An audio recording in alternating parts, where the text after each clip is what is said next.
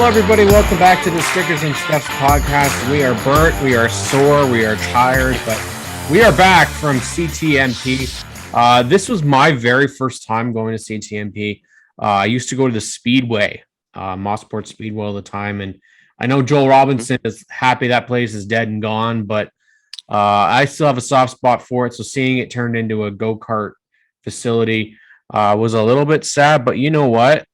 Graydon, I don't think there's a better looking facility that we've been to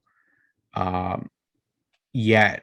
It looks like a track from down south. Like it looks like something like I had no idea, honestly, in all this time that they've taken over, Ron Fellows and Canadian Tire, that's a place that can last because it has a lot of other things there. A lot of the other tracks that we've been to, they don't really have much around them.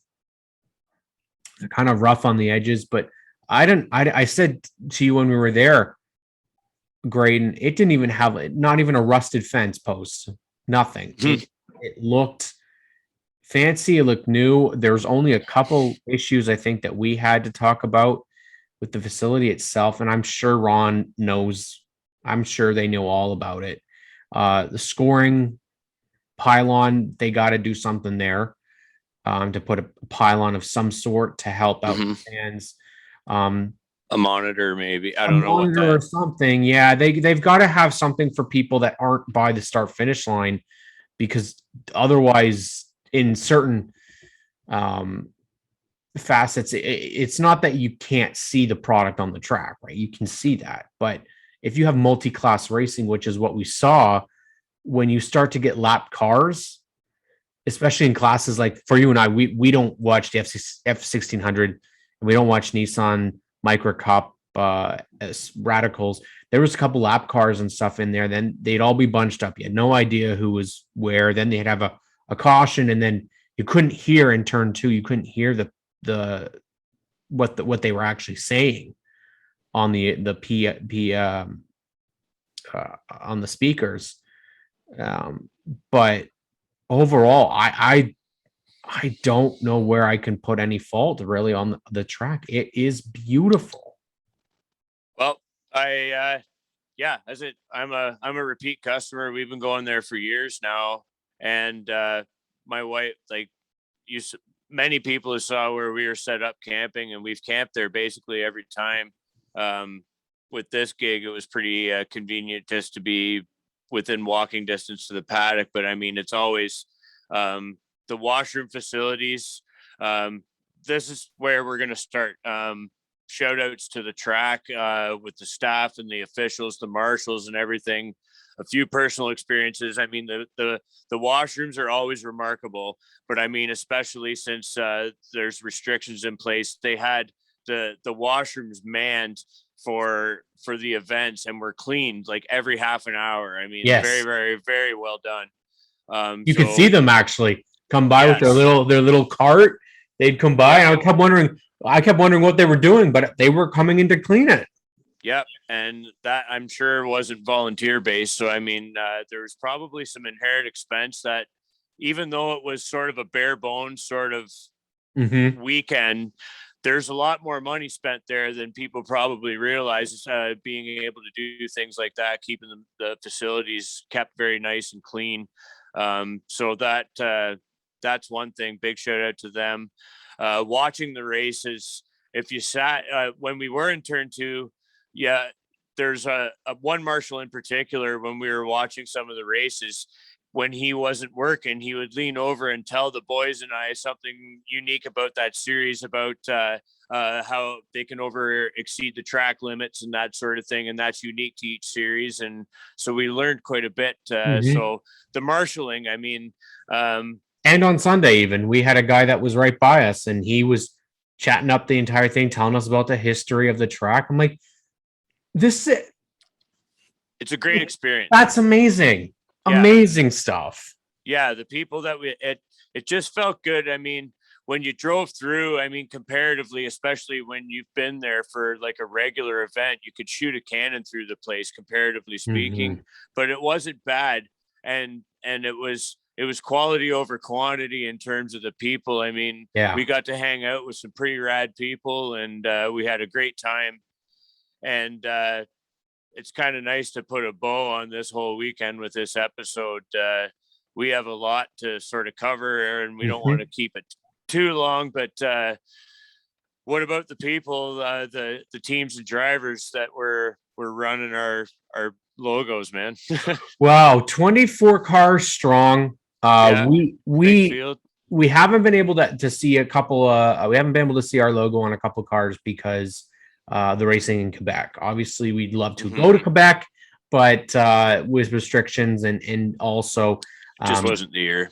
We also have to remember too, like we still have to pay out of pocket when we go to places. Yeah, we can go to the races themselves, maybe as part of a media team, but that only covers entry. You still got to pay your way to get there. Yep. You got food, which is a big part of it. We're big boys. We like to eat, so we like to drink too. So we like to enjoy ourselves. So having a camping experience, it saves a lot because there's more to the weekend. And I know for your family, it's a family bonding time at the racetrack, and that's always why we definitely need to remember that people as a whole need to remember that it's not there to go get drunk and make a lot of noise and act like fools at a racetrack. I understand that that's what a lot of people do. Depending that they could be in their 60s still doing that, right? But there's that. What is nice to see is that there are families that do this and that they're there on Sunday.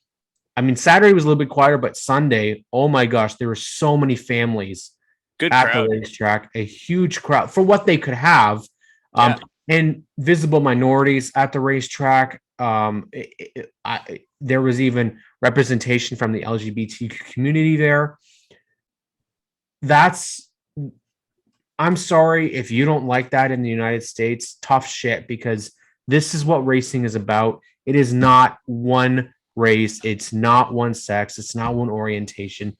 It's for everybody. And in Canada, there's literally all walks of life there. All walks of life. In that 15,000 or whatever was there, I mean, there's various economic classes, ethnic classes. I mean, as diverse as Canada itself in a very microcosm type setting. Exactly. And what was the coolest thing about this is that there were people there, and this is what I love, is that there were people there that went just to see people in the lower divisions. And typically when you go and you think like, oh, it's NASCAR, you want to go and see the NASCARs.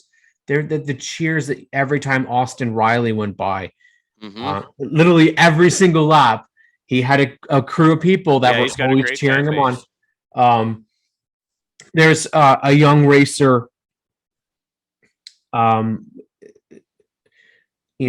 minority racer, and he had all of his buddies there, and he got out of his car, and they were, he didn't win, but he raced, and the love and appreciation that they had for him, just seeing him out on the racetrack, you could see it was huge.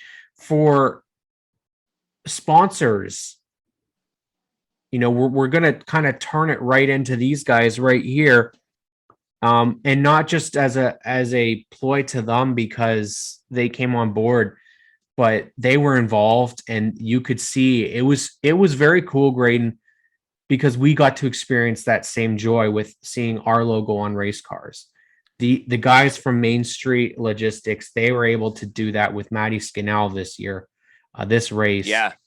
And he put on, I mean, for not being in the series since 2017, I'm not saying that just because I find him, he's a good dude and he's a buddy, he's a young kid still, but this is Larry Jackson equipment, which, I'm not going to go out and say that and talk crap about Larry, because he is one of the best people I've ever met in my life. Just really Just Friggin' good guy. one of the guys that you really want to go out and sell $1 million sponsorship for, because seriously, he does so much for his people. For O'Neill Electric, that was there once again, and that's what it's. Did you? I mean, have you seen like Quick? Obviously, huge into this series. We're in a model group, huge, but O'Neill Electric has had so much involvement in terms of people coming to the track, man. You can't speak to the particulars of what their deal is, but I mean, to talk about like all the other series that were there and the drivers lesser known to, Mosport's a huge stage. It's a world-class venue. Yeah. And yeah, it's no different for our Pinty's guys and Matt Scannell and Larry Jackson. Those guys, I mean, they're a lot like DJ. I mean, right to the heart, man. They put their blood and soul into that, into those cars. When you walk into the pit area, they're not out there. They have to be. They're part of their own team because they do the wrenching themselves. And I'll speak to DJ's thing later, why I'm wearing the shirt and everything today. But with Larry, that's the same thing. I mean, that guy fabricates. He can do motor work. He can do body work, and Howie Scannell is the same. And you can bet that his son Matt is the same as well. Oh yeah. Well, we got there. We got there on Sunday, Graydon, and he was the one that was he was pushing the tires to the car. And we were giving them crap because they didn't have our stickers on. That's right. But you know, we do. I mean, it was all in good natured ribbing, but I mean, it was because they were busy and they were wrenching on the car and getting it ready. And the fact that they did run our logo on the car. I mean, that car is special to you. I know too, the 99. And that was pretty cool. Just the whole weekend, and especially that 99 car in particular has a real a real meaning to us and to you especially. And listen, when we saw Matty at the end of the race, I gave that guy a big ass hug because big sweaty hug, man. I didn't think I'd get that close. And he's like, "Oh no, I'm sweaty." I'm like, "Dude, so am I." But I'm telling you guys, we aren't sponsors, okay? But we're not paying money to. We're not paying money on the car. But when Dexter Stacy, when Gary Clute, when Chantel Kalika, when Larry Jackson, when Matty Scannell, having a logo on a car, I am telling you guys, we have not, I mean, Graydon and I, we have not had a bigger thrill. It's a different experience as a race fan. It is. I don't know what I have left to do as a race fan anymore, honestly. I mean, when you've seen something that you have. Yeah. Think about these guys, okay? Main Street Logistics saw their logo for the first time on the car, and it's running up in the top 5. Yeah. It's running up in the top 10. For a long Both time. Races. Mm-hmm. And that's like, you've put money into this, and you're seeing it out on the racetrack, and it's kicking ass. Like, we're seeing this, and we're going, holy crap, that's their logo going around a race. I mean, it's just like, why wouldn't you want your company on a race car? It's not what you don't see that in other sports. You sponsor a team, it's not on their jersey. Yeah. Right? Yeah, the NHL and all that shit. They'll have a little patch. You can deck out the entire car with your logo. Yeah. Well, Main Street, like I said, we want you guys back because we got ideas. We got Davin on this, man. Our logo creator. I told him we get him on here. Get this. We can take the plane out. We can get your colors all over the side. We can get any other companies that you work with to come a part of it. The racing was phenomenal. Now, I will say to you, Graydon, I will never go back and enjoy a race at CTMP the way I enjoy at, say, Sunset. Because it's not the same. It's apples to oranges. You cannot compare it. What I chalk this up to, in reality is, you go to the short tracks to enjoy short track racing. But Yes. road course racing is so different. I've never experienced it before, Graydon. That's fan racing because you're there and you can have a conversation with your buddies. You can hang out. You can meet That's people true, actually. as the cars are going around because you have that time. Whereas at a short track, we had no voices up because we're hollering and cheering and screaming for 125 laps. Yeah. Right. But there we were able to actually have people come over. You had a customer of yours come and chat with you. And that you would never be able to do at a short track ever. Yeah. That's a great point. I mean, and that's sort of to get back to your sponsorship sort of conversation. Our mission here isn't okay, like to compare in a way to Quick is almost a form of currency in the motorsports world, right? Like you turn that into your sponsorship package. It's an ingenious idea, and those guys are it's commendable to those guys to help sort of incentivize and get racing stimulated as it has. Our mission here, and we've said this to the people that we've spoken to, whether it's the drivers or just fellow fans, we want to be able to showcase what these drivers and not necessarily just drivers, we'll be branching out into other people too, but that's right. Know these people as people and not just drivers, and you're more personally invested, and in return they're gracious enough to give us a little bit of real estate on their car and give us sort of a personal investment in that car. And when we see Dexter Stacy's 92 car with like a Bully's truck stop and the Every Child Matters message on there and our logo with it, and Gary Clute out there, although it was broken again, smashed the track record on Saturday. With it did have our logo on it that day, though. We did figure out it did. Yeah. So that and the 99 car with Matt, I mean, what a rush. I mean, it's absolutely and this is the thing is I'm looking, okay, our good buddy Wade Yarrow, we friggin love that guy. It's okay, our podcast, we can say whatever we want, but really we friggin love that guy. We gotta get that Fastenal on a car, but this is we're not professionals, okay? We can swear on this podcast. We don't have that many big sponsors yet, but yeah, we need a blooper reel. But Kyle Marcelli, the names coming into the series are so good, and with the unknown for next year, still we don't know what COVID is going to be like. Obviously, they're talking about you got the vaccine passport, you've got all sorts of the COVID cases down south. We could potentially have another year like this where it's Ontario and Quebec based once again. Mm-hmm. I understand that there's frustration on doubleheaders, and I get it. We spoke to many people in the garage that it is so costly. I think NASCAR it's roulette too. I mean, and road courses is torture on a car too. Torturous on the cars, and we saw that. But once again, we're going to get into a bit of the race reviews here. Is there anybody in any team that has had more bad luck this year than 22 Racing and DJK? But I'm going to say DJK more because they haven't had the results that 22 Racing has. 22 Racing still has 2 wins this year, whereas DJK has none. And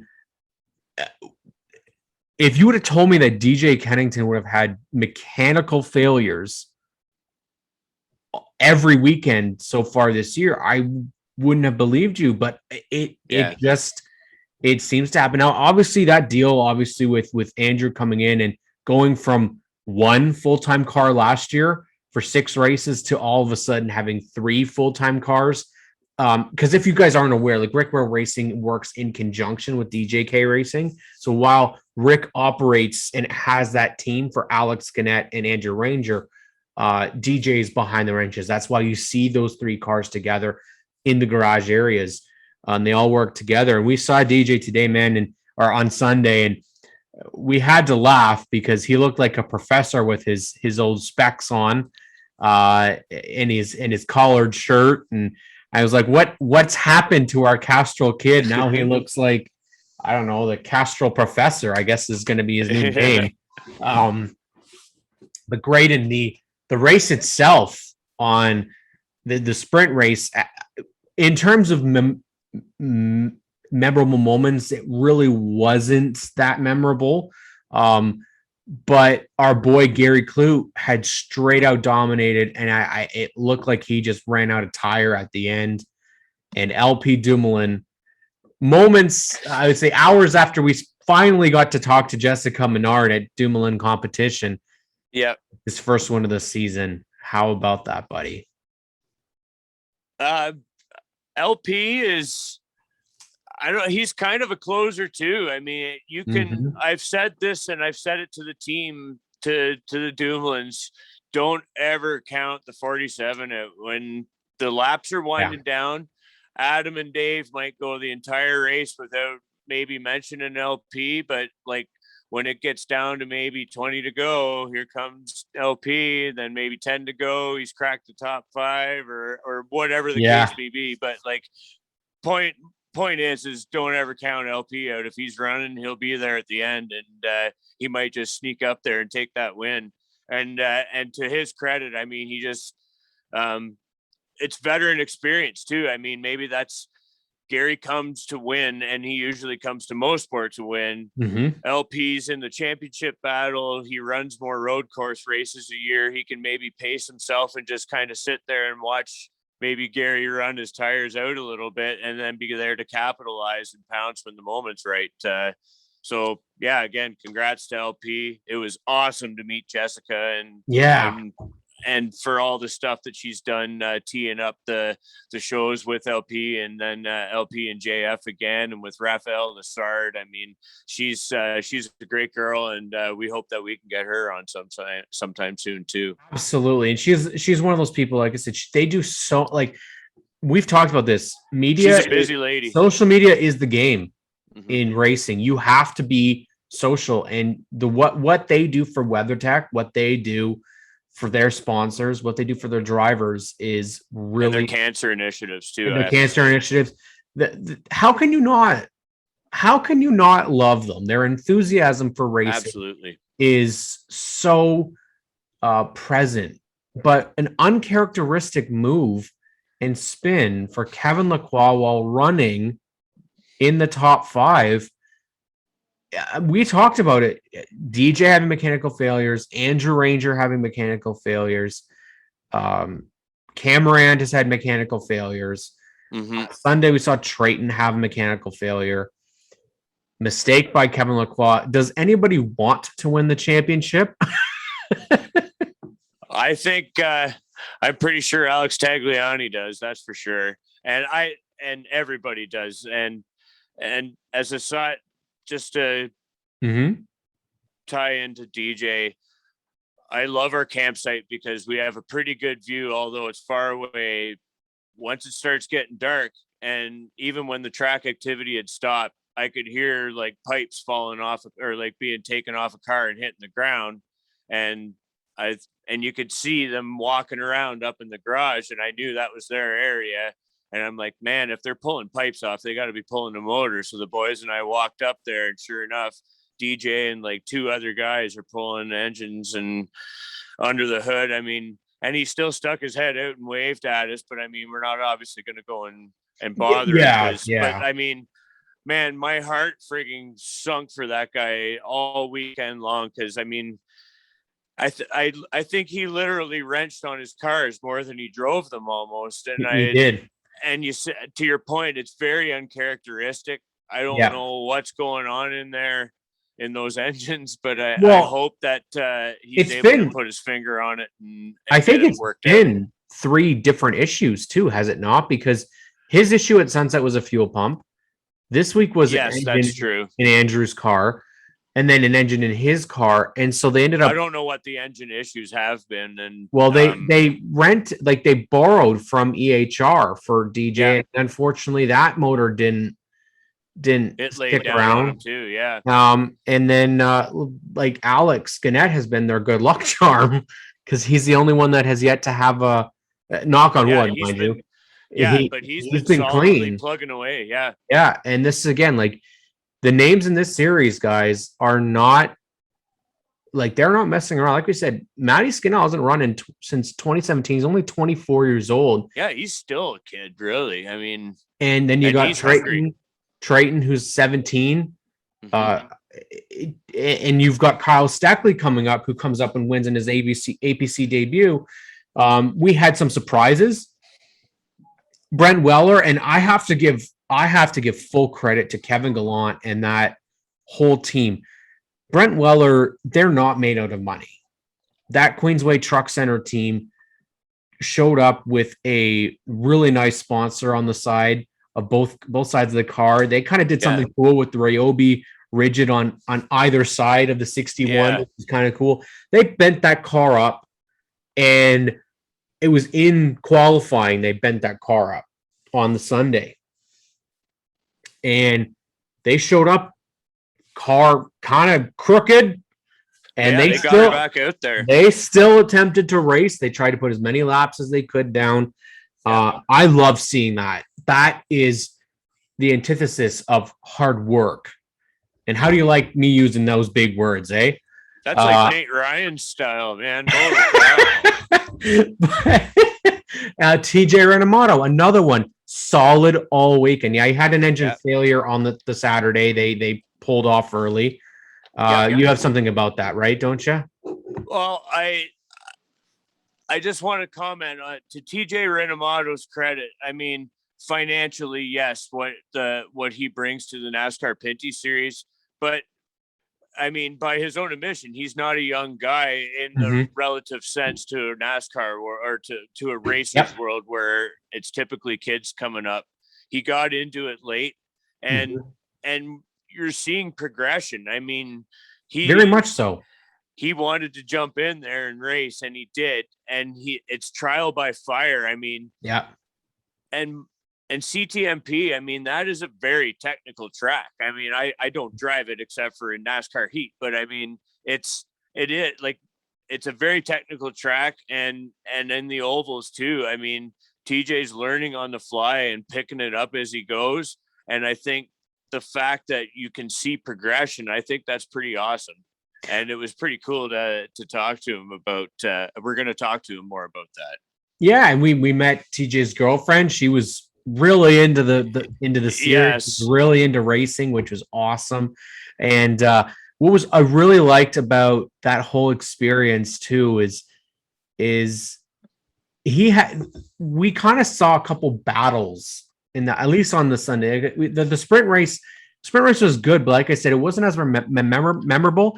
Whereas we saw a Mark Dilley and Larry Jackson battle that went on for like 20 laps. We saw David Thorndike and TJ Renamoto battle that was I think it was maybe 40 of the 51 laps that they were battling back and forth. And if you guys don't know David Thorndike and Promotive Racing's been around in this series for forever.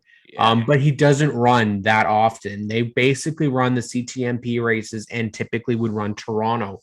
Obviously, Toronto hasn't happened for the past 2 years, so we haven't seen the 67 in years. So that was awesome to see him back. Kyle Marcelli, our boy, we just interviewed, gets a podium finish. Another podium to add to his career podium total.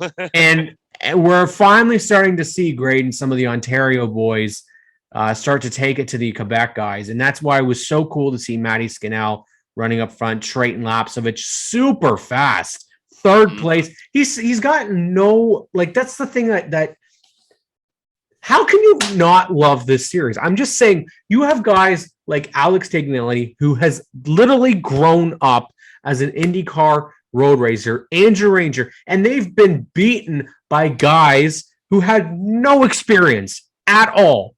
LP Dumoulin, the winner on Saturday, was beaten by Matthew Skinnell on track. It wasn't. This is the difference. It's not based on the car. They beat him by performance. Okay, alone. They had strategy calls. Sunday's race was perfect in my opinion. It was awesome. What the other thing that we said, we got rid of kind of a car early that maybe was having some struggles on track. It was pretty obvious. the driver was struggling. And unfortunately wrecked pretty hard. Pretty well destroyed that car. Mm-hmm. But for everybody else, we only saw Ray Cordomage, our buddy Ray Jr. He almost binned it, but he saved it right in front of us, which was kind of a huge thrill. Oh yeah, we kind of all freaked out because we were like, "Oh no, Ray, what happened?" We're off the wall. Yeah, he almost put that, but I mean, it works out for him because it gets his name TV time, right? He's got his name right on the side of the car, so it's kind of perfect for him. Overall, you know, the championship battle is going to be so exciting because Alex Tagliani has been in the series forever and he's never won the championship. He was so close in, I believe it was 2018 when he battled with LP Dumoulin, and LP just snuck the win at Jukasa. Yeah. Listen, the easy part for Alex Tagliani is over now. It's over. There's no more road courses that he has to go on. There's literally 5 short tracks. Yeah, that is going to be tough. Yeah, it's going to be tough. And if I'm Alex, I'm taking that fast paint scheme that he had for his road course cars, and I'm using it for my oval track cars because, man, Marc-Antoine Cameron is not going to be in the championship battle after the troubles that he's had so far. We're not going to see the championship battle for DJ and Trayton, but I'm telling you, it looks like it's going to be down between like easily 5 to 6 guys right now. Like, Cameron, for all we know, now that he's won, he could come back and be like winning 5 because he's a great short track racer too. Yeah, he is good on ovals. He could surprise a lot of people. That's it. That like right now, if you look at the point standings, I don't have them right in front of me, but we're pulling them up right now, buddy. Yeah, Tag and LP are basically front running. Yes, and by quite a bit. The battle is on for third place, but like from third on back to as you bring it up, it's close. And as you said, something happens at one of these bullring short tracks, it can flip that. Like it could take those top 2 guys right out of it. I mean, LP and Tag will.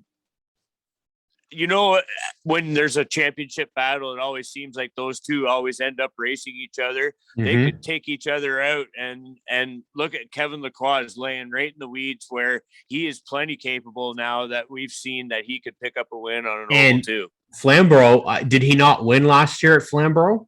Yeah, I believe he won in one of them. So it's the beauty of the series. I mean, 8 points. Complain about 8 points, Graydon. It's so close. Like when you look at that, we have had 6 races, not 5 races. We have had 6 races. Okay. Rafael Lessard's not running full time, but he won double at Sunset. Mm-hmm. Aside from that, we've had a different winner in every other race. Yeah. Insane. Now, Quebec is batting perfectly right now. 100%. Mm-hmm. So, who is going to get it? Is it going to be Trayton? Is it going to be DJ? Is it going to be Brett? Could it be Brett from out west? Could he get that? But how about this? And I talked about him previously. We're going to get him on the podcast. Dexter friggin' Stacy, 4 top 10s in a row is his best season ever. And he's missed a race and he's 10th in points. Yeah, and I think he has it in him. I mean, like we say, if the people in front of him have trouble and he keeps running the way he is, he might even make up a couple of more spots in the point standings. It shows what like this partnership that he has going with EHR. And again, thanks to Dexter and EHR for running our stuff too. Mm-hmm. It's pretty neat to see what he can put together for a season. I mean, he can get it done, and he's proven it that it's ovals, road courses, he'll be there. And if we had said that Rick Ware was coming on board and DJ Kennington is going to have all 3 cars, would you have said at the beginning of this that it was going to be Alex Gannett leading the team in points? With all due respect to Alex Gannett, I would not have. I mean, Wyatt consistency. Yeah, and that's not a bad thing, I don't think. I mean, you're sitting out of trouble laying in the weeds and just letting things come apart for other people around you, and just keep your race your own race basically. And look where he is. He's right there. I mean, being back in the series for the first time and being full time, and he's doing a great job. Well, and this is the thing that we have to we can say, man, is that there's been 6 races, so we have 13 cars, 13 drivers. Okay, not even cars, 13 drivers that have been full time. You add in the 80, and you add in the 7. Okay, you've 15 cars, 15 plus the 98, 16 full time cars. This series has not seen that. They 8 car, 17. And we have not parity seen is there. I mean, the competition is excellent. And that might have been the best road course I've ever seen. Absolutely. Or road course race. Yes. And the fact was, Marc-Antoine Cameron, was fast all weekend. We could see it. Now, he wasn't the favorite, but this win meant more to you maybe than and your boys being lifelong Steckley fans, and their lives aren't that very long. They're short little lives. 22 Racing, Scott Steckley, he tried forever to win on a road course. And as I tweeted that we were there in 2015 for the monster trucking with the 27 and oh man, like, it was just Owen and I actually, because Riley was still I don't know, doesn't matter. But real. Like he came within that much of winning. A hood. There. He came within a hood of winning it. And I'm not gonna shit on that because my boy Gary Clute won his first race then. And that was pretty cool. It was pretty cool because he won his first pole that year, and then he won his first race. So as you said, like my boys aren't that old, but I mean they've been coming there since they were little kids, and Owen for sure in person almost saw Scott win in the 22 car as close as he ever really got to the finish line, and to see Marc-Antoine Cameron do it and us being there, the boys were jumping up and down. We were all jumping up and down. And even thanks to Scott for signing Riley's car this weekend. Watch that 22 cross the stripe first. That was you know what made it good win. You know what made it so special is that he had to earn it. There was no wreck in front of him. Nobody. He had to take it, and Tag was killing him. All race long, Tag was killing it, and he gave the lead up, I think, with like 8 to go. They kept it classy. It was a clean pass. We didn't actually see it because it took place at the other end of the track. But Marc-Antoine finally got back to victory lane. Finally. It's so nice to see a guy who couldn't race last year. He couldn't race because fans were not able to be there. His fan base is so crucial for his race weekends because of the GM Paillet employees. We saw a lot of people, again, repping the GM Paillet colors. He is not given enough credit. Marc-Antoine is not. He was called I think I called him Marc Andre earlier because the Pat Gonsalves, who I absolutely love, did it so many times this weekend on the broadcast as well on the PA, and I kept calling him Marc Andre Antoine. So sorry, Mark, but and then our good boy, I call him good boy, man. Jesus, this is not good boy. My mind's all over the place. Our good buddy, not our good boy. Well, I guess he is a boy in a way. He's still young. Trayton Lapsovich, mechanical again. And it's like every week, 22 Racing and DJK Racing has had a mechanical issue. But we only saw 1 or 2 cars drop out of the race each day. Yeah. For 24 cars, there was No calamity. We saw a couple spins, and we saw a car or two get into the barriers, but it was not a junk fest. No. It was like GP3R. They are behaving themselves extremely well this year.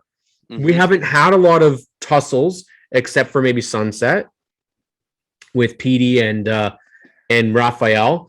But what do we have to look forward to? Well, we have Flamborough doubleheader, which I just realized. Yeah, we get another doubleheader.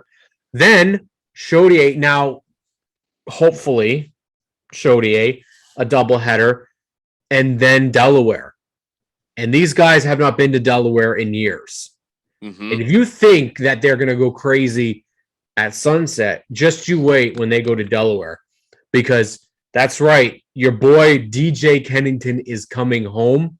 Yes. And you know he's not going to wreck anybody to win, but you know he's going to put any sort of magic into that 17 for Delaware. He said it. We talked to him. You'll get a little bit more of actually, we released that interview. It's on our YouTube page. He said it to the boys. There's no place he'd rather win than at home. Yeah. He doesn't get Jukasa to end the season this year, but Delaware Speedway. Now, we talked about it, buddy. If they're going to go back next year to Jukasa, Delaware can't leave. We need to have Delaware on the schedule permanently. And like I said, if they decide that, some tracks need to be dropped out west again, I would like to see us go back to Peterborough Speedway. I'd like us to see, I'd like us to go to Shannonville, to Mont Tremblant, go back to Riverside. Let's do what we can to continue to beef up this series. But overall, Bud, what do you want to say about this past weekend? It's hard to talk about, isn't it? Yeah. There's so much we can say. Yeah. I mean, I don't want to get too far back. Some people, it was a crappy week personally. For me, it was nice to finally get away. Thank you for the start of the CTMP coverage, the tribute for Beach.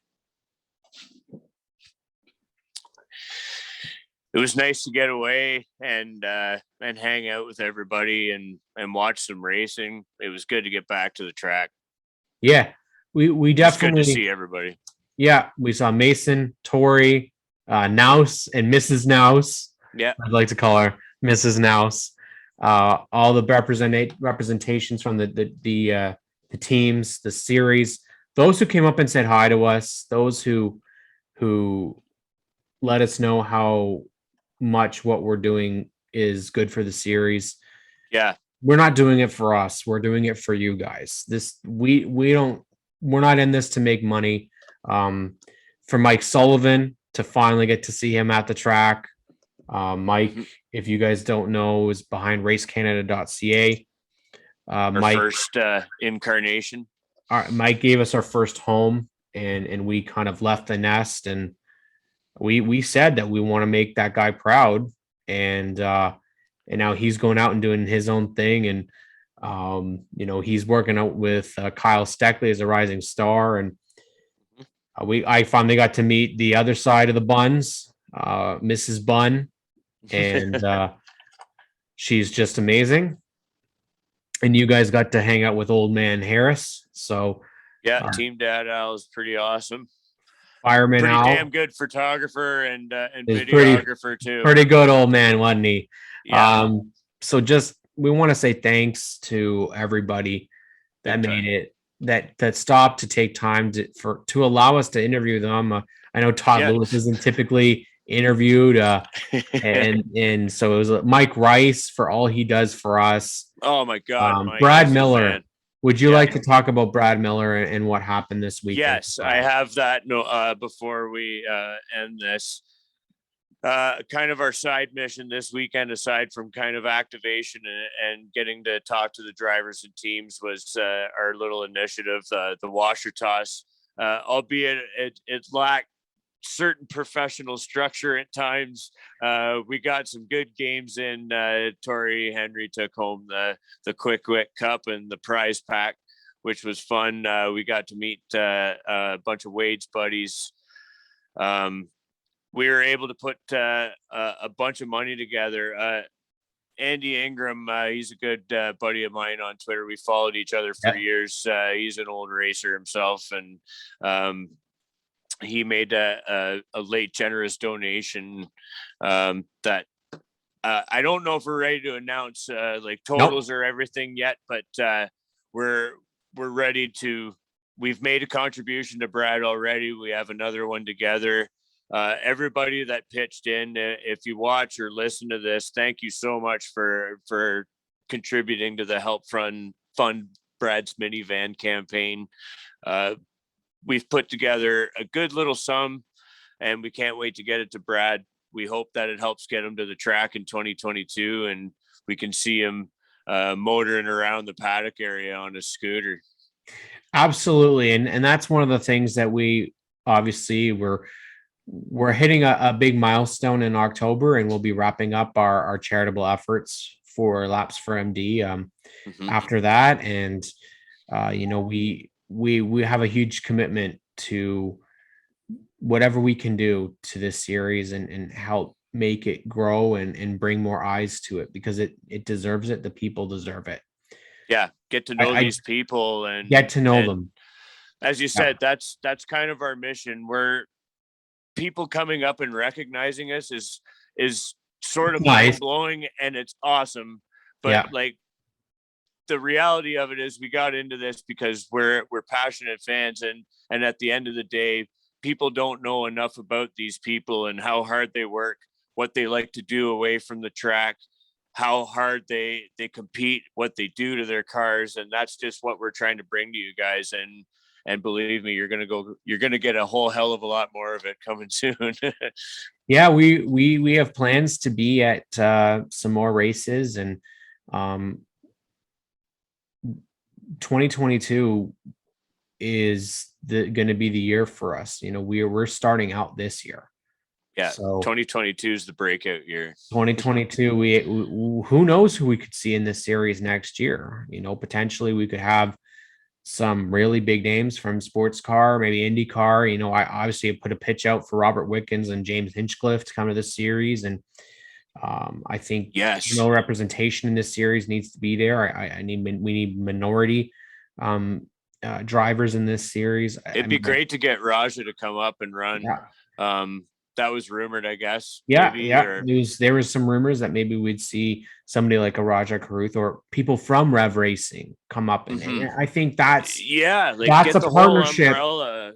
That's a partnership that we need. I think I know that Max Siegel has done a fantastic job with that whole Drive for Diversity program and the NASCAR Next Futures. Obviously we had drivers that we've seen in the NASCAR Next program, but this is different. This is drivers and not just drivers, but personnel that come from diverse backgrounds being in the NASCAR community. And we've seen a bit of it, but we don't see it on a regular basis. Yeah. And I think this series definitely could do it. We have a couple First Nations drivers, Dexter Stacey obviously being one of them. And that's amazing. In the fact that he's full-time is even better, but we also, we need to see some female representation other than Chantal Kalika.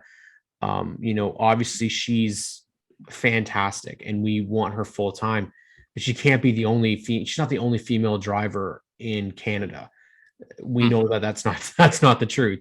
So if we have to pull and get Olivia Whistle out from Calgary to come run a Pinty's race, if we have to get, names like Samantha Shaw, Samantha Tan, Megan Gilks, who's a very well-known road racer, there's so many women out there that they could be part of this, and they deserve to be part of it.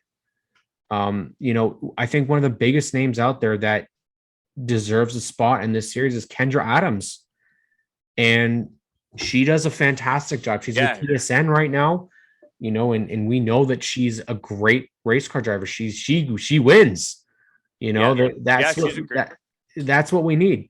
And this series we absolutely love it. We know that these guys, we want to see them back. Main Street Logistics, My Box, we want to see you guys back running. Simcoe Building Center. There's a lot of new sponsors coming on board this year, and we can't thank them enough for coming on in a year that's been so uncertain. In a future, an owner like Mike Curb. An owner like Mike Curb coming in there. Sam Fellows deciding to come and run this series. Brock Street Brewery, man, I friggin' love Brock Street Brewing. Their stuff is delicious. It's some of the best shit I've ever had, honestly. And to have them in this series is phenomenal. There's partnerships to be had here. So those companies, those bigger companies that look and go, oh, well, it's not live or it's not this. It's about fan activation at the racetrack. The amount of people that go and buy product because it's featured from a race car and race team. The guy next to me is the perfect representation of that. Literally. He literally lives with products. He goes out of his way to buy products because they sponsor in this series. I'm the same way. I will go in. I used to do it all the time growing up. Why would I buy something that's more expensive? Because I want to support the team. That's and not just like products, but the service companies like O'Neill Electric coming on with Larry. Who else can I think? North Country Property Management. North Country Property Management. Gamble and EHR.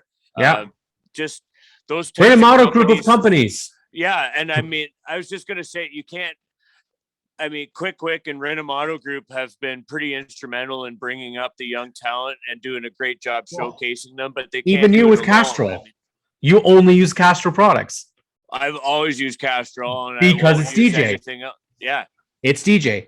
That's it. Now, I'm still of the belief that if you get me Valvoline to be on Brett Taylor's car and we get an oil battle in this series, that's the way to go. That's all right. You get me McDonald's Canada and we'll show you how to put a good looking paint scheme on a car because they don't know how to do it down there.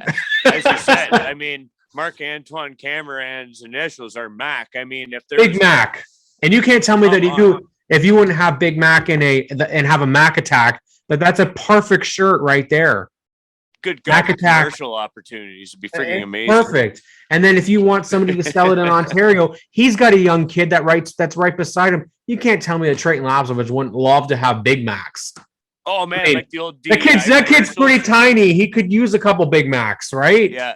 And he already told us that. We were talking about him, before. What's his snack of choice? And he said he was munching on pickles the other day. I says, okay, well, what's a great company in Canada that's Canadian that could be Bix? And that's what he was eating. Bix pickles. Come on, there's $1 million business right there. You get the kid that loves pickles driving race cars. You need a pickle race car. Come on. Anyways, that's it for us this week. We got we could talk for like 8 hours about this experience, but Graydon, we're just getting started. We friggin' love this series. We friggin' love the people. They're just amazing. And for Gloria, from NASCAR, Jeff Wilcox from NASCAR, coming up, Alan, Caitlin, you guys are just amazing. Sherry, we'd love to meet you. You're a busy lady, so we don't get to see you very often. You're always running off somewhere. So, but we'd love to have you on the show too. And those the guys from General Tire. I didn't catch her name, but I know Craig was one of them. We definitely want to have you guys on, talk tires with us. And thanks for the Scuffs. We got our Scuff tires for our Stickers and Scuffs podcast, and we just thank you guys for the support, man. It's been an awesome thrill, and we're planning on going right into the end of the year. We've got lots of names, including Ray Jr. Quartermash, I almost did Mark Andre again. Mark Antoine Cameron. You need like a swear jar for that. I know, totally.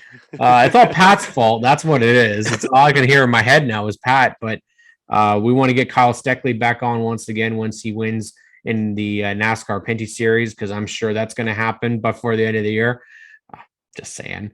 It's back to 1,000 in APC. So why not, right? We want to try and definitely get the APC champion on the show this year, whoever that's going to be.